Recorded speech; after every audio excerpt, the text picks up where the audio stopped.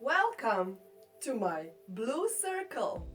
Me and my cats want to talk to you about some things that maybe you didn't learn in your yoga class. Maybe you learned and then you forgot. Maybe you didn't learn it because there was no time.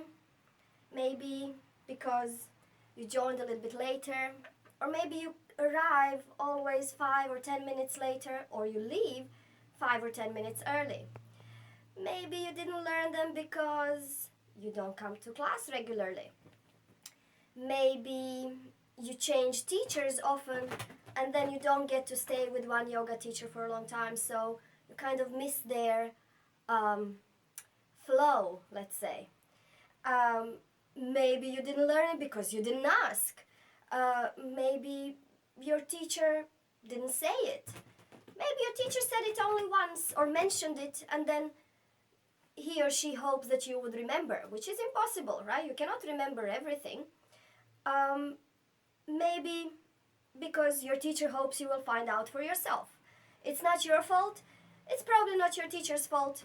It's probably everybody's fault because there is so much information and it's normal that it passes you by. So in each video, I want to give you just a little bit of a tiny information and to help you remember these crucial things that will help you improve your yoga practice and maybe also your everyday life.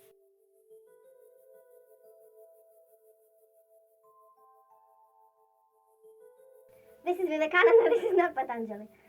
In Patanjali's Yoga Sutras, yoga was standardized as an 8-fold practice or 8 limbs, like the spider.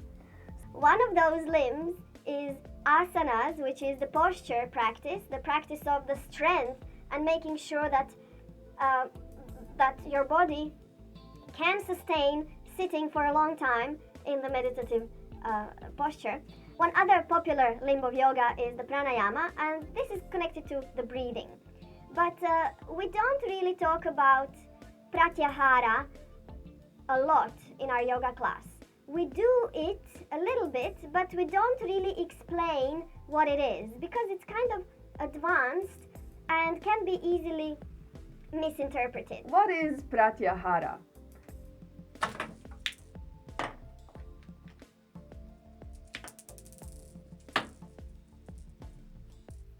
Pratyahara is one of the practices of yoga which we do after the asanas and the pranayamas, so before the dharana. Dharana is the concentration, the one-pointedness of the mind. Pratyahara is on the physical level, making sure that your senses are not intruding or interrupting your perception. Now, this might sound a little bit weird because we do have senses in order to perceive. However, the 5 senses that we know of are actually here to help us perceive the outside world. But what we want to achieve in Pratyahara is to feel the body inside and not the world outside. Some people say that Pratyahara is the removal of the senses, but we don't remove these senses, we turn them inwards. We try to listen, for example, to our heartbeat. We try to listen to the friction of the air coming in and out of our nostrils. We try to observe with our internal eye how the belly moves while we are breathing. We try to feel or even taste how the air feels on our skin or the inside when we breathe in. This is called the proprioception. This is the 6th sense. Do we have the feeling that something has changed after we have done maybe some asanas and then maybe we feel some tingling? So the awareness of the body from the inside, this is the Pratyahara. The Pratyahara is simply ignoring the world outside and just making sure that we understand what's going on inside, using our senses for the inner world. There are a lot of practices of Pratyahara, and the most popular one is the Shavasana, the one that we actually do at the end of each yoga session. So the Pratyahara is the time when you're not listening to anything, you're not watching anything, you're not trying to feel anything on your skin. Some practices of Pratyahara might be the candle gazing or the Brahmari Pranayama. This is also a good way to start being used to the Pratyahara.